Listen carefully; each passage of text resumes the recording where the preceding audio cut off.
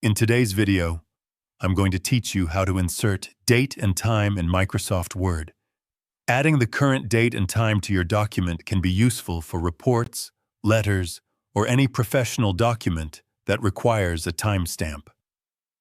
Microsoft Word provides a simple way to insert this information and even allows you to format it to match your preferred style.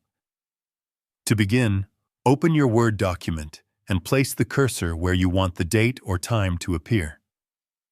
Next, go to the Insert tab at the top of the screen.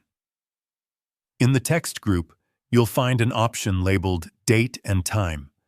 Click on it to open the dialog box with a variety of formats for both dates and times. In the Date and Time dialog box, you can choose from different date formats, such as month-day-year, day-month-year, or long-form formats that include the full month name. You can also select a time format if you want to include the current time in your document. If you want Word to automatically update the date and time each time the document is opened, check the box labeled Update Automatically.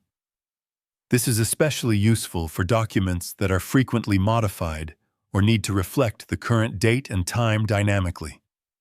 Once you've chosen the desired format and settings, click OK, and Word will insert the date and time at the cursor's location. You can adjust the font, size, or style like any other text in your document to match your formatting preferences.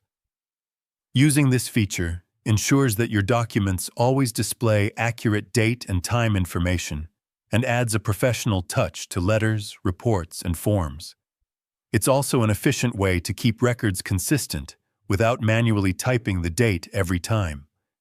By following these simple steps, you can quickly and easily insert date and time in Microsoft Word and customize it according to your document's needs. If you found this video helpful, let me know in the comments, give it a like, subscribe to the channel, and don't forget to hit the notification bell.